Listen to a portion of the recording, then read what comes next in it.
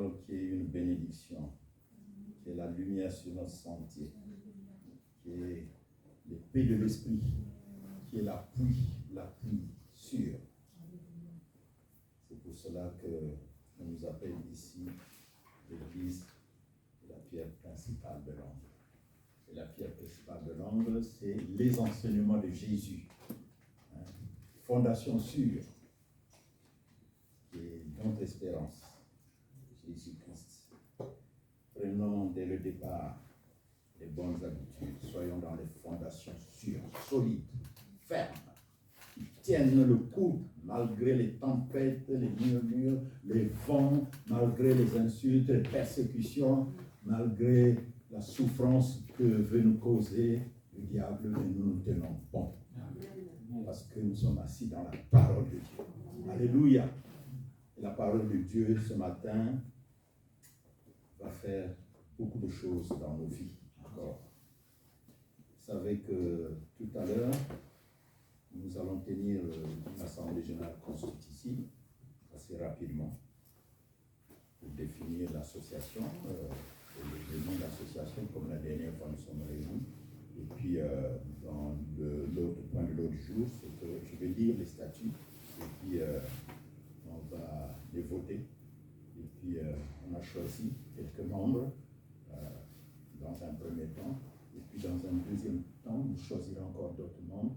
Dans un premier temps, c'est pour faire le conseil d'administration, et qui sera étoffé à la rentrée lorsque nous nous retrouverons tous ensemble. Parce que vous remarquez que beaucoup sont partis en vacances. Et puis voilà. Et puis, on va essayer de réfléchir dans toute association. Pour rentrer, il faut toujours faire une cotisation. Il y en a qui disent un euro symbolique. Mais tous, nous allons nous déterminer pour le droit qui fasse que fait partie de l'association. Ce n'est pas Dieu en tant que tel, mais ça, c'est les lois du pays. Et dans chaque association, pour la créer, il faut toujours y participer. Mais nous, pour nous, on y participe avec notre cœur, selon Dieu. Mais selon l'état de César, il faut suivre aussi ses instructions. Il faut un montant pour se dire membre. Comme ça, on vous fait votre carte et puis vous êtes membre. Et puis voilà, c'est ça qu'on va faire donc assez rapidement avant que nous nous retrouvons pour partager la collation et puis les nouvelles. Alors donc, je disais que nous sommes assis sur fondement sûr d'entrée. Depuis un mois et demi, je vous exhorte sur ça, je vous prêche la parole sur ça, je vous enseigne sur ça. Vraiment, pardonnez-moi d'insister, mais Dieu m'a dit qu'il faudrait qu'on ait un bon départ. Et le bon départ ne peut se situer que dans la pierre, l'angle, la pierre de l'angle, la pierre principale de l'angle. C'est Jésus. C'est le socle des enseignements. Comme ça, nous n'allons pas être bousculés, parce qu'il y a beaucoup de doctrines qui viennent. L'apôtre Paul parlait, nous ne serons pas livrés à tout vent de doctrine. Et nos contradicteurs, ils sauront que nous sommes des enfants de Dieu, nous sommes des chrétiens qui nous basons sur la parole de Dieu. Alors, prenons donc des bonnes habitudes, par exemple, le pardon. Le titre de ce matin, c'est « Pardonner l'offense ». Jésus nous a dit, je crois dans Matthieu 6, lorsqu'il nous a appris à prier notre Père qui est aux cieux. Et il a dit dans cette prière,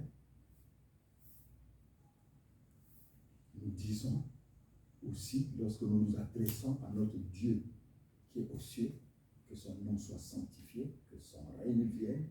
Et nous disons aussi, il nous a dit dans cette prière de dire aussi, pardonne-nous nos offenses. On ne peut pas aller vers Dieu qui est 3 fois saint tout en étant des pécheurs, tout au moins tout en ayant le péché. Le pécheur peut devenir saint en demandant pardon, en déposant ses fardeaux à la croix.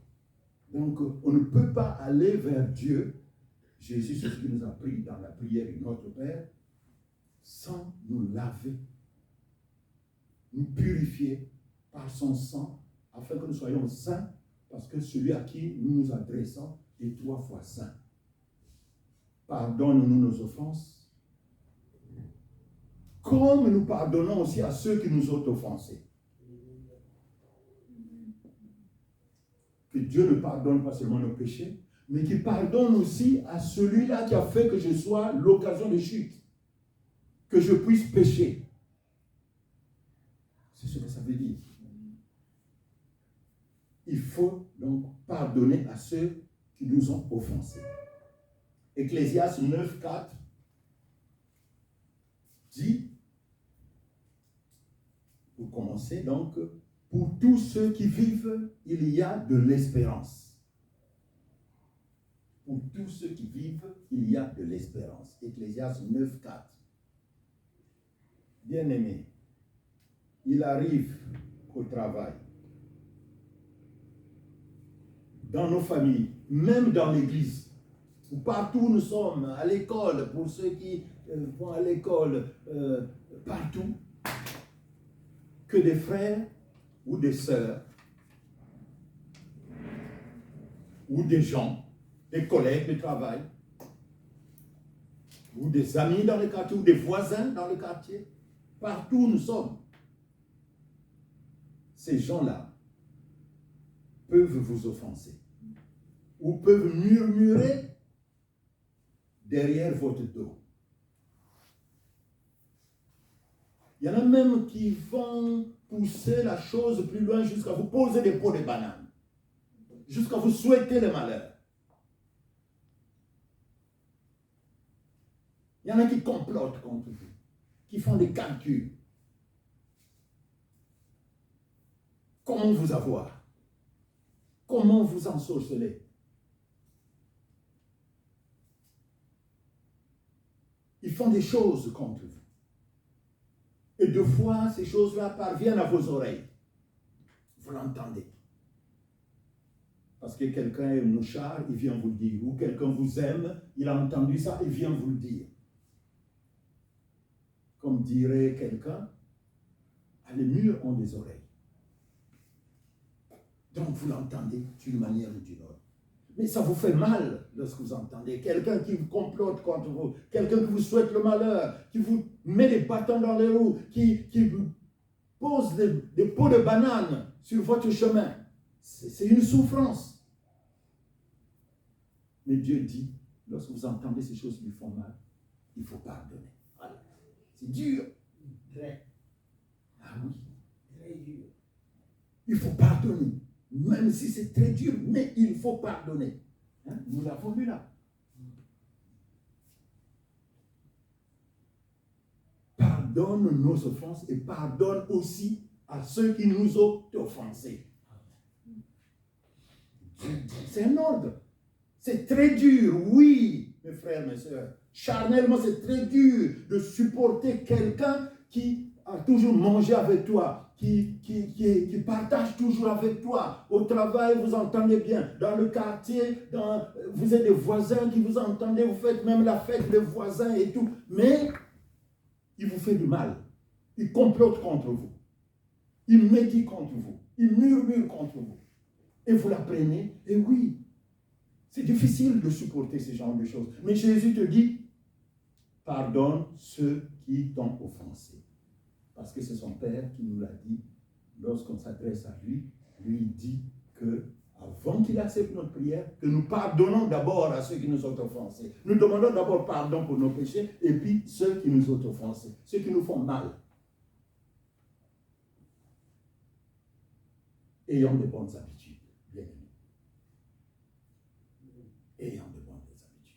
Nous ne sommes pas nombreux là ce matin, et même en règle générale, puisque nous sommes au début. Donc, on a le temps d'insister. On a le temps d'insister. Que s'il y avait 1000 personnes ou 500 personnes, et de gauche à droite, des fois, il y en a qui chuchotent, il y en a qui parlent, et tout, il y en a qui sont distraits. Mais là, si vous parlez, je vous vois. Et tout de suite, je veux réagir par des méthodes qu'on enseigne dans le leadership pour que je te disais, ne dors pas. Et attends, suis. Et j'essaie de faire un effort de ne pas être trop lent. J'ai fait un effort. J'ai fait un effort. Ce n'est pas toujours évident. Le micro là, ça correspond des fois à des bouches et puis ça part. Enfin bref, il faut pardonner. Quelqu'un qui vous a offensé, quelqu'un qui vous a traumatisé, et ce n'est pas toujours facile. Notre frère l'a dit là, c'est très, très, très difficile. Mais face à de telles situations, votre chair va être confrontée à la volonté de Dieu. Et c'est là que réside toute la difficulté. Parce que la chair lutte avec l'esprit. La volonté de Dieu, elle est spirituelle. Il dit qu'il faut pardonner. Mais la volonté de la chair dit que non, il m'a fait mal. Et il y a une lutte. Il y a une lutte. Et que faire? Rester accroché à sa chair, c'est-à-dire à l'offense, ou bien suivre la voie de Dieu, celle de pardonner, afin d'être débarrassé de ces souffrances qui peuvent te causer un péché. Le diable tire d'un côté et l'Esprit de Dieu tire de l'autre côté. Et toi, tu es au milieu. Si tu es un païen, on peut comprendre que tu ailles du côté de la chair, du côté du diable.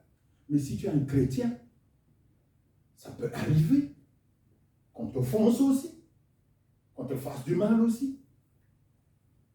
Là, ne te laisse pas aller dans la chair. Maîtrise-toi et va du côté de Dieu. Laisse-toi entraîner par l'Esprit de Dieu qui te demande de pardonner.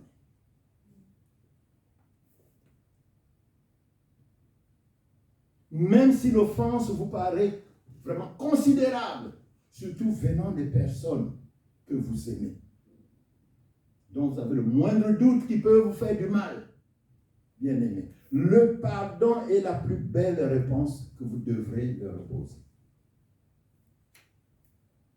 Moi-même aussi compris. Quand je dis vous, moi y compris aussi. Parce que moi aussi, je suis un homme aussi. Opposons-leur le pardon. C'est la solution de Dieu. Si vous décidez de l'appliquer, il vous accompagnera durant toute votre démarche. Et oui, Dieu se tiendra à vos côtés pour vous fortifier. Dieu se tiendra à nos côtés pour nous fortifier. Et nous verrons que Dieu va guérir la blessure de notre offense. Ce qui nous a fait mal, Dieu va guérir cela. Et les gens qui sont dans le monde vont se dire, mais comment ça se fait, on lui a fait du mal? Et puis, il a pardonné, et il ne ressent rien. Mais c'est parce que tu as prié Dieu, parce que tu es avec Dieu, et tu lui as demandé, et Dieu, par son esprit, a dominé ta chair, et ta chair se tait, et puis l'esprit prend le dessus, et en ce moment-là, tu as un comportement de celui-là. Le monde ne comprend pas, que le monde ne comprend pas, on lui a fait du mal, et puis il ne réagit pas. Et oui, parce que tu es un enfant de Dieu, parce que tu es chrétien, parce que tu agis autrement que les gens qui sont dans ce monde, même si tu es dans ce monde. Et c'est ça qui est incompréhensible chez les gens du monde. Tellement que c'est incompréhensible, ils vont s'approcher de vous pour savoir, mais comment tu fais? Quel est le secret? Et là, quand tu vas leur expliquer, ça y est, l'Esprit de Dieu, par rapport à tes explications, va agir, et cette personne-là peut venir au Seigneur. Et c'est aussi de cette façon qu'on peut évangéliser, par notre comportement, par nos attitudes.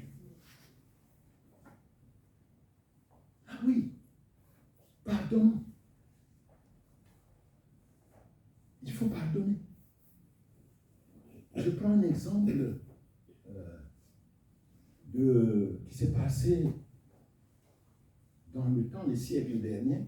Un empereur chinois, parce que bon, maintenant il n'y a plus l'empire de Chine, il y a la République maintenant populaire de Chine, mais à l'époque c'était un empire.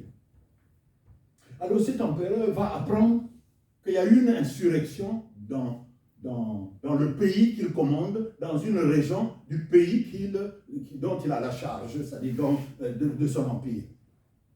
Alors il décide d'envoyer donc ses soldats pour aller réprimer cette insurrection, cette rébellion. Certainement les gens voulaient se mettre à part, je ne sais pas, mais en tout cas, il y a eu une rébellion d'une région et l'empereur va envoyer ses soldats pour aller les réprimer. Afin qu'il n'y ait plus de désordre ou la rébellion, faire taire cette rébellion. Et quand les soldats vont arriver, bien sûr, accompagnant le roi, ils voient que les insurgés, ceux qui se sont rebellés, les rebelles, vont se tenir au carreau. Ils vont se soumettre immédiatement aux ordres de l'empereur. Est-ce que parce qu'ils ont eu peur, les armes, qu'on les tue? Est-ce que parce qu'on les avait convaincus que vous n'avez pas ce droit de respecter, on a vanté peut-être les mérites de l'empereur? Je n'en sais rien, mais une chose est vraie, qu'il y a qui se sont soumis. Ils se sont plus rebellés lorsque les militaires, lorsque les soldats sont arrivés. Et tout le monde pourtant s'attendait à ce qu'il y ait la razzia, à ce qu'il y ait le jugement, la correction exemplaire. Mais la grande surprise, le roi, l'empereur, quand il va arriver, il va traiter ces gens-là avec la plus grande bonté. Il n'a plus pas réagi. Il était presque désarmé. Et un de ses chefs, le roi, il a aussi le premier ministre, il a ses subalternes, un de ses chefs va être offusqué. Il va dire que, mais comment? L'empereur, vous ne tenez pas parole. Vous avez promis de les détruire. Et maintenant, vous les pardonnez. Comment ça se fait? Vous étiez venus, mais qu'ils se soient soumis ou pas, ils avaient déjà commis la faute. On s'est déplacé pour venir leur donner une leçon exemplaire. Mais l'empereur, il dit, il n'est pas question. J'avais dit que je les détruirais. Oui, je l'avais dit, et j'ai accompli ma promesse. Puisque je n'ai plus de rebelles, puisqu'ils se sont soumis, et ainsi, ils sont d'accord avec moi, donc ça devient mes amis. Mais pourquoi encore je vais encore agir à les punir? C'est-à-dire, il les avait pardonnés. Ça, c'est les gens du monde. Voilà deux fois comment ils agissent. À plus forte raison, nous. L'empereur va utiliser cette méthode pour être libéré d'un fardeau, d'un climat qui était conflictuel, d'un climat de haine, d'hostilité.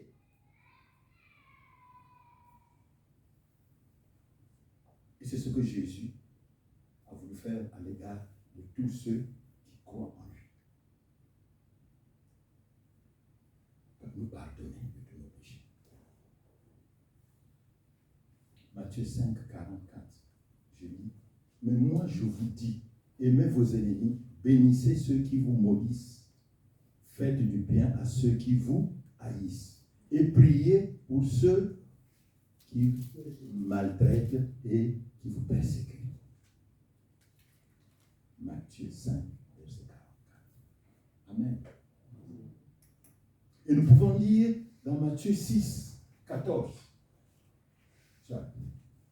Matthieu 6, à partir du verset 14.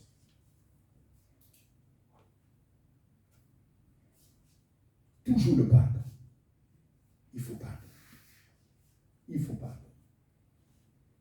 Si vous pardonnez aux hommes leurs offenses, votre Père Céleste vous pardonnera aussi. Au verset 15. Mais si vous ne pardonnez pas aux hommes, votre Père ne vous pardonnera pas non plus vos offenses. Est-ce que c'est écrit en ivoirien? Est-ce que c'est écrit en créole? Est-ce que c'est écrit en camerounais ou en congolais?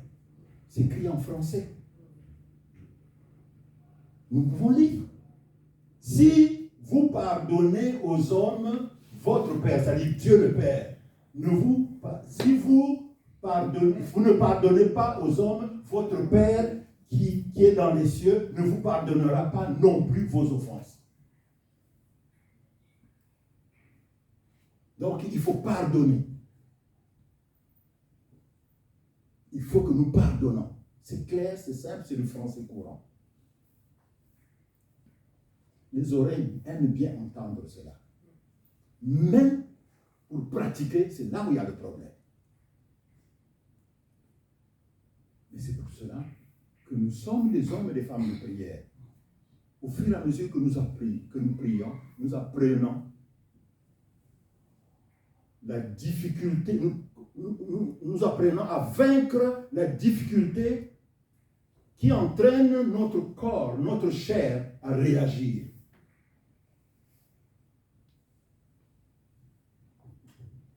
Quel que soit le problème, avec Dieu, il y a toujours une solution.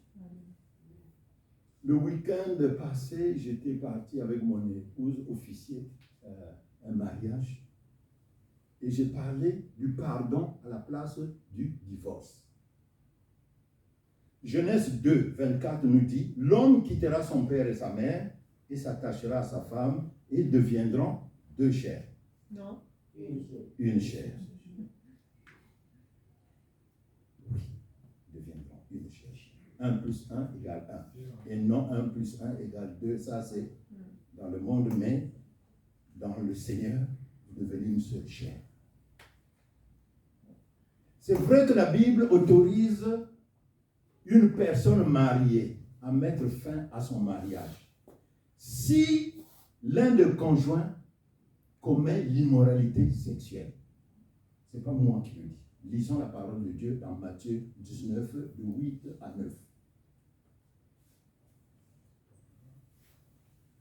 C'est à cause, je commence par là, c'est à cause de la dureté de votre cœur que Moïse, ça c'est Jésus qui parle, vous a permis de répudier, de renvoyer votre femme, de divorcer en quelque sorte, donc de répudier vos femmes.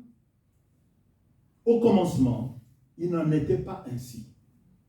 Mais je vous dis que celui qui répudie sa femme, sauf pour l'infidélité, celui qui répudie sa femme, sauf pour l'infidélité, et en épouse une autre, commet un adultère. Donc Jésus permet le divorce seulement quand il y a l'infidélité, quand la femme a trompé l'homme, quand l'homme a trompé la femme, parce que le corps de l'homme, c'est le lit de la femme, parce que le corps de la femme, c'est le lit de l'homme. Il n'y a pas de souillure. Jésus, en ce moment-là, lui permet de divorcer. Mais la décision de divorcer ou de ne pas divorcer, Jésus vous permet. Il n'a pas dit, vous devriez divorcer. Il a dit, il vous permet. Dans ce cas, vous pouviez. Vous pouviez. Comme vous ne pouviez, pas aussi. Et ça relève de vous. Là, la décision est personnelle. Car chacun portera son propre fardeau, dit Galates 6:5. Chacun portera son propre fardeau. Donc, c'est vous qui décidez. Bien-aimés, aux yeux de Dieu, le mariage est un lien sacré qui est permanent. Dans 1 Corinthiens 7, verset 39, voilà ce que dit l'apôtre Paul.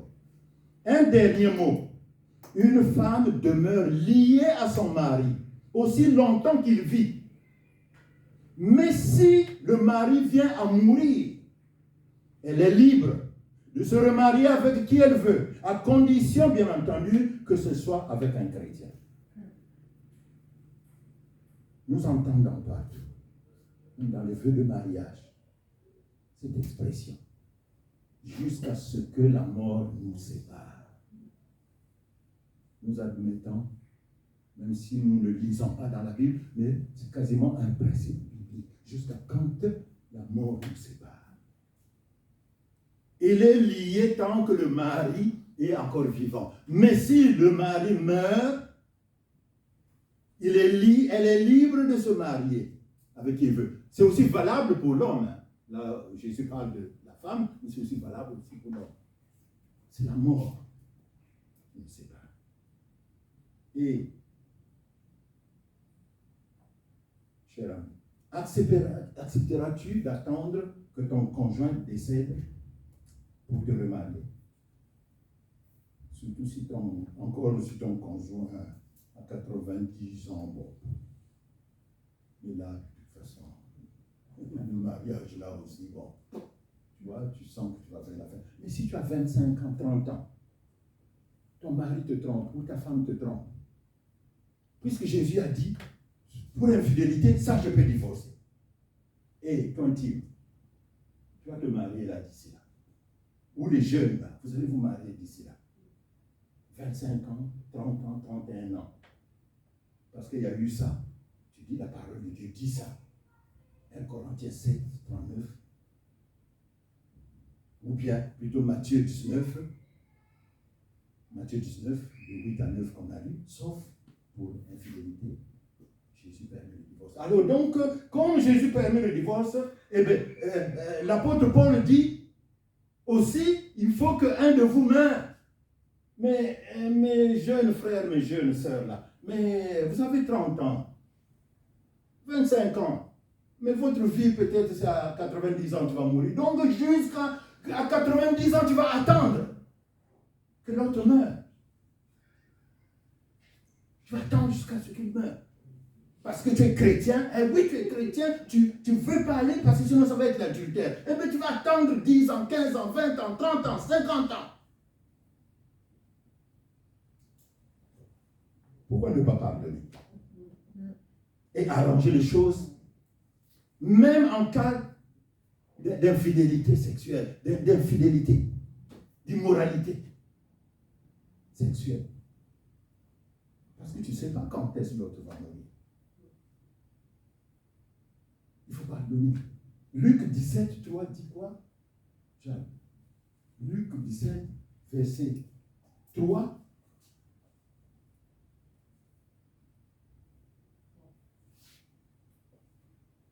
Prenez garde à vous-même. Si, voilà, j'insiste sur ça. Si ton frère a péché, reprends-le. Et s'il se reprend, pardonne-lui. Si ta femme a péché, reprends-la et pardonne. Si ton homme a péché, quel que soit le péché, même celui-là, où Jésus dit, bon, vous pouviez, reprends-la. Allez-y demander vos témoins de mariage. Allez-y demander les pasteurs. Allez-y demander des hommes sages. Des hommes du Seigneur. Ou des servantes du Seigneur. Ou vos parents. Parce que vos parents ne vous veulent que du bien. Et puis, que l'un se répande ou l'autre. Et puis, vous le prenez. C'est vrai que ça fait mal. Dieu remplacera vos chagrins. Ces difficultés-là, il va remplacer, il va vous aider. Il dit dans Jérémie 31, 13, « Je changerai leur deuil en allégresse et je les conseillerai. Je leur donnerai de la joie après leur chagrin. » Il va faire de telle sorte que vous redémarrez encore. Que vous soyez restaurés à travers le pardon, malgré le péché de l'immoralité sexuelle, pour reprendre encore. Et Dieu va vous aider. Vous traversez une situation qui est difficile, qui vous a plongé dans la désolation. Parce que ça arrive. Le monde là n'est pas fait que des enfants de Dieu, des saints. Il y a des méchants qui travaillent. va partout.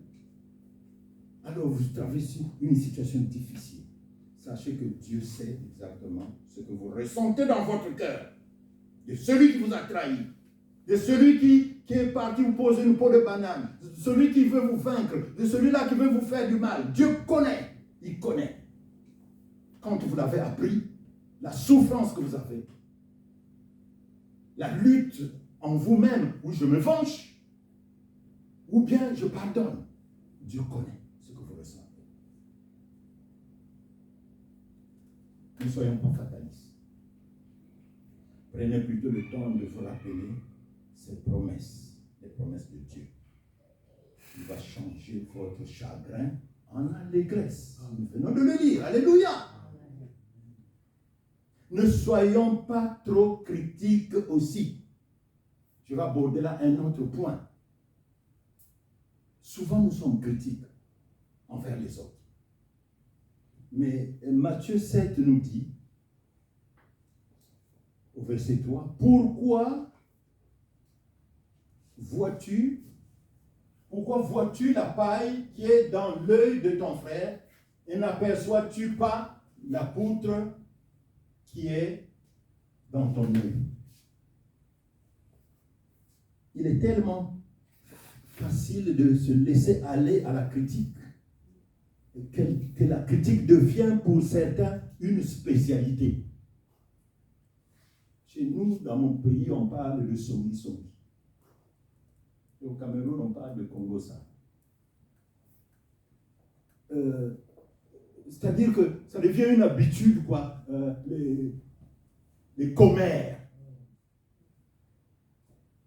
Il n'est pas tranquille tant qu'il n'est pas parti dire quelque chose à quelqu'un d'autre. Ça me dérange, ça me dérange. Colporteur de mauvaises nouvelles. Même dans l'église. Là, nous ne sommes pas nombreux. On ne peut peut-être pas remarquer ça. Mais moi, vous savez, on dit, on prépare la guerre en temps de paix. Je prépare le peuple de Dieu. Nous nous préparons pendant que nous ne sommes pas nombreux, parce que le jour où nous serons nombreux, ces choses-là pourront surgir. Et comme le socle, c'est nous qui allons tirer vers le haut, ceux qui vont nous tirer vers le bas. Parce que nous sommes assis dans la fondation sûre, la pierre principale de l'homme. Nous sommes assis dans les bons enseignements. Oui, dans les églises, on les voit, surtout les églises qui sont nombreuses. Attention à nous quand nous serons plus nombreux, parce que je ne prophétise pas, mais je sais, par la révélation de Dieu, que nous commençons petits et nous allons grandir. Et quand nous allons grandir, souvenons-nous que ce qu'on nous avait dit quand on était tout petit, et c'est ce qu'on est en train de vivre maintenant, comme nous sommes une grande église. Donc, faisons tout pour ne pas vivre cela, parce que nous sommes dans une bonne fondation. On les voit. Regardez cette personne. Tu as vu comment elle s'habille? Les murmures, il y a des choses tous qui dérangent, tout ça. Des gens qui ne peuvent pas rester tranquilles, qui ont fait de commérage leur spécialité. Et celui-là, il ne respecte pas Dieu parce qu'il vient toujours en retard. J'aime pas telle sœur, j'aime pas tel frère. Pourquoi? Mais parce que il y a surtout dans les gars. Ici, pas trop. Dans laquelle que nous sommes pas trop, mais enfin on se générait quand même. On se connaît à peine, on est en train de rentrer dans les bonnes habitudes. Mais quand nous serons nombreux, Jésus dénonce une telle attitude et recommande dans la parabole que nous venons de lire là. Pourquoi vois-tu la paille qui est dans l'œil de ton frère et n'aperçois-tu pas la poutre qui est dans ton œil? Dans cette parabole, Jésus nous recommande, dans cette parabole, de considérer notre vie avant de nous lancer dans des discours vains, des discours négatifs, des discours méchants envers notre prochain, envers notre frère, notre soeur. Comme disait quelqu'un, avez-vous la critique facile envers ceux qui ne correspondent pas à vos standards, vos valeurs, vos principes? Ou acceptez-vous de fermer les yeux et de tenir votre langue dans la poche ou en bride afin de ne pas blesser quelqu'un au travers d'une parole? Un sage parle comme ça. Il y aura inévitablement des contrariétés dans nos relations, même à l'église, dans nos couples, dans nos maisons, au travail, partout. Mais nous ne devrons pas pour autant nous laisser aller à la critique acerbe, au murmure, au commérage, car cette critique-là, ou cette critique, fait mal et ne nous fait pas grandir. Laissons plutôt la tolérance, laissons plutôt le pardon, laissons la compassion triompher de nos jugements pour conserver des relations paisibles, des relations conciliantes, des bonnes relations, des relations d'amour. La Bible dit dans sa parole, celui qui couvre une faute cherche l'amour, et celui qui la rappelle dans ses discours divise les amis. Il ne faut pas colporter, même si elle vient en retard, même si cette soeur-là, elle boude toujours, même si ce frère-là, il est fiero, il est... doucement, doucement. Celui qui couvre une faute cherche l'amour. Il ne va pas tout de suite... Dès qu'il vous voit, il retourne ailleurs. Dès que tu passes là, ça recommence encore. Non, ce n'est pas de bonnes attitudes. Couvre cette faute-là. Tu l'as constatée. Oui, c'est vrai. Couvre-la. Parce que celui qui va la rappeler, celui qui va discourir, celui qui va murmurer, ben, il cherche la division. Ce n'est pas quelqu'un qui a administré la réconciliation. C'est Proverbe 17, 9 qui le dit. C'est vrai. Non plus qu'il ne faut pas exagérer. Couvrir les fautes, oui, c'est bien beau. Mais on va les couvrir jusqu'à quand aussi? La Bible nous conseille la conduite à tenir dans ce cas-là. Il y a une procédure à suivre. Quand la personne exagère, il fait, bon, voilà, mais ne va pas. Parce que si tu vas raconter ça, tu cherches la division. Il faut couvrir, prier, couvrir cette faute, prier pour cette personne. À la limite, va le voir. Et c'est ce que dit la Bible en Matthieu 18, 15. Si ton frère a péché, va et reprends-le entre toi et lui seul. S'il t'écoute, tu as gagné ton frère. Mais s'il ne t'écoute pas, prends avec toi une ou deux personnes, c'est-à-dire des témoins, afin que toute l'affaire se règle sur la déclaration de deux ou trois témoins. Au verset 17, s'il refuse de les écouter, dis-le maintenant à l'Église.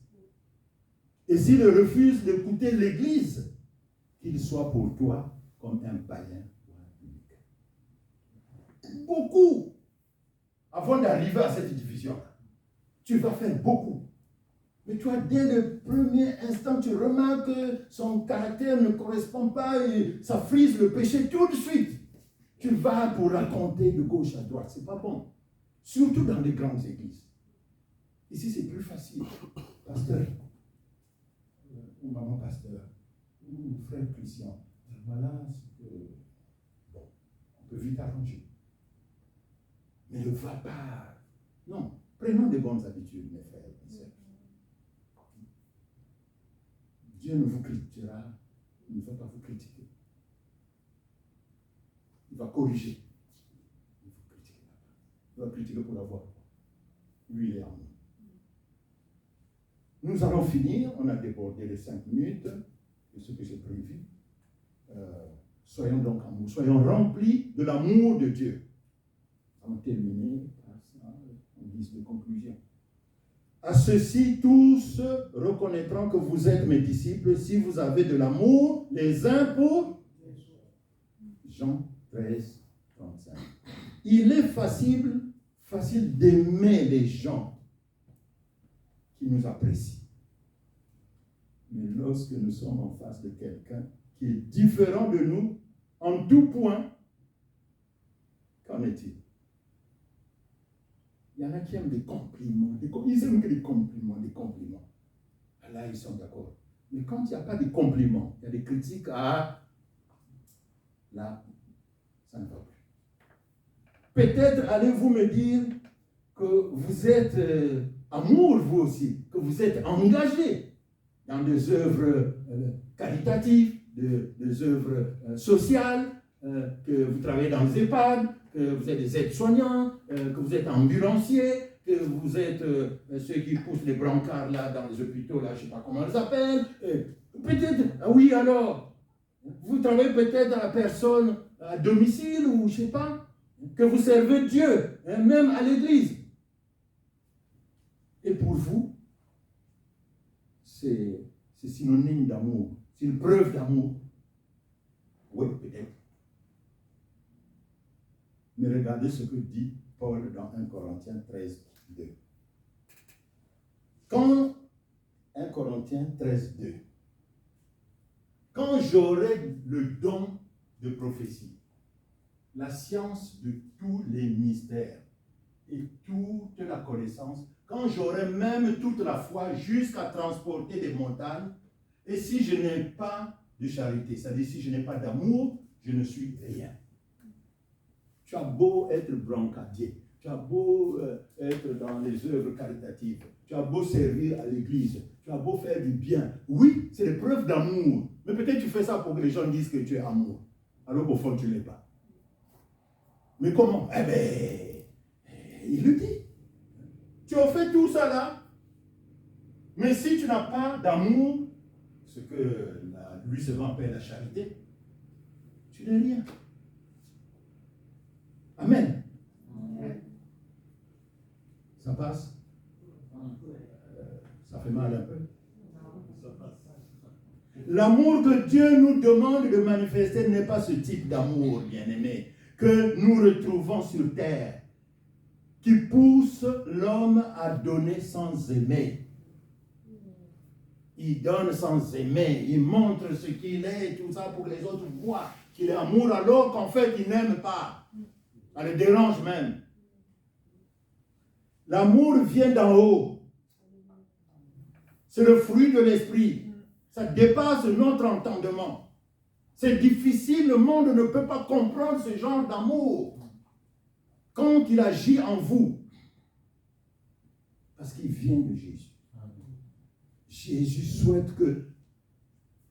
Il veut nous voir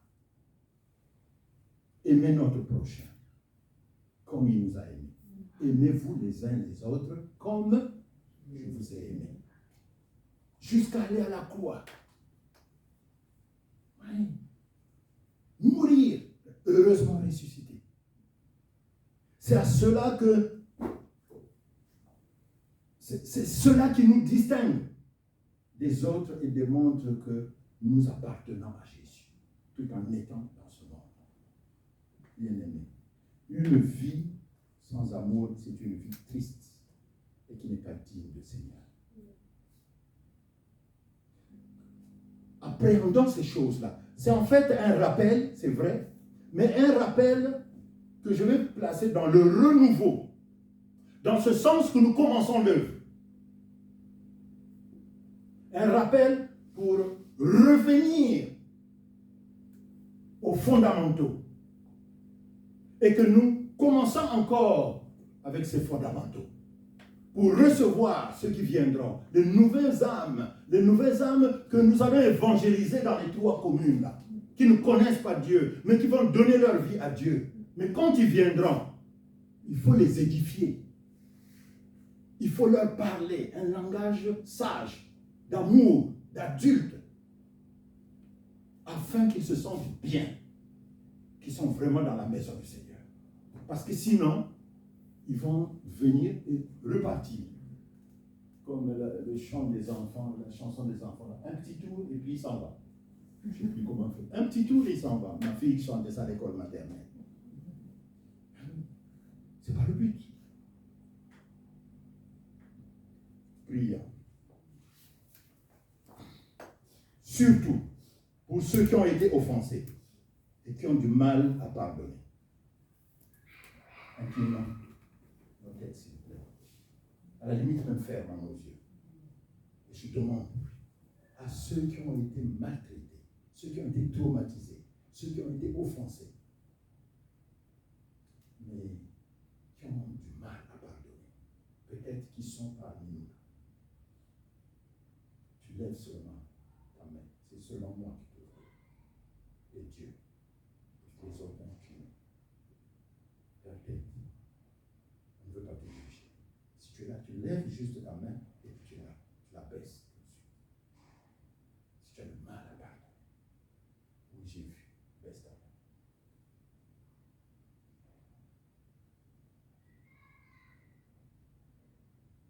Seigneur, tu as vu celui-là qui a levé sa main. Il est franc. Pourquoi leverait-il sa main? Il peut aussi s'abstenir. Il peut dire que Dieu, tu me vois. Mais il a levé quand même la main pour que je le voie. Aussi anodin que ça puisse paraître, Seigneur. Mais tu aimes ça. Parce que son cœur a dit oui, d'où sa main, son physique, a levé la main. Sa réaction physique vient de ce qui vient de son cœur, parce qu'il a été touché. Et il accepte, Seigneur, ton appel à venir vers toi, parce qu'il a du mal à pardonner, tellement que l'offense lui a fait mal. Et c'est dans cette franchise-là, Seigneur, vis-à-vis de toi, que tu vas le pardonner, que tu vas l'aider dans ce processus de pardon. Pendant que tu l'aides, Seigneur, à pardonner, en même temps, tu es en train d'agir dans son cœur pour alléger cette souffrance, cette maltraitance. Tu peux le faire, Seigneur. C'est pour cela que ce matin, nous sommes là, pour t'adorer, mais aussi pour cette personne. Nous avons déclaré avant le culte que tu vas faire des grandes choses. Fais des grandes choses, Seigneur, dans la vie de cette personne qui reconnaît être la victime, être celui-là qui a du mal, tellement qu'on l'a maltraité, tellement qu'on l'a offensé. Seigneur, tu vas l'aider à pardonner. Aide-le à pardonner. Tout seul n'arrive pas. C'est pourquoi il a levé la main à travers, Seigneur, ta parole, pour que, Seigneur, que lui aussi puisse dire, oui, comme Jésus, j'ai pardonné. Oui, j'ai demandé pardon et j'ai pardonné. Et ainsi, lui aussi sera considéré aux yeux de ton Père, aux yeux de notre Père qui est aux cieux, qu'il est amour, qu'il est dans la recommandation que tu as faite, aimez-vous les uns les autres comme je vous ai aimé. Pardonnez-vous les uns les autres comme je vous ai pardonné. Il veut le dire aussi, Seigneur. Il veut le dire avec toi. Accompagne-le, Seigneur. Écoute ses prières. Seigneur, écoute mes prières. Seigneur, agis maintenant, afin que, Seigneur, son cœur soit restauré maintenant, dans le nom puissant de Jésus.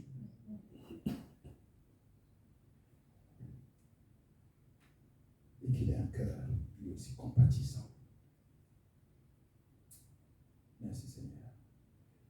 Seigneur, je veux te prier aussi pour l'ensemble de ton peuple qui a écouté et qui a intériorisé avec l'aide du Saint-Esprit et qui va pratiquer ta parole. Nous avons des hommes et des femmes de pardon. Et cela va se distinguer dans notre vie quotidienne. Au nom de Jésus. Donc je confesse la déité, la seigneurie. Reçois le pardon. Sois l'exemple du pardon dans ta famille. au travail, dans ton foyer, dans ton couple, sois l'exemple du pardon. Merci Seigneur de ce que tu es en train d'accomplir, ta parole. Au nom puissant de Jésus, ainsi prié. Amen. Amen. Alléluia. Merci Seigneur. Que toute la gloire, oui, que toute la gloire revienne à Dieu. Que toute la gloire revienne à Dieu.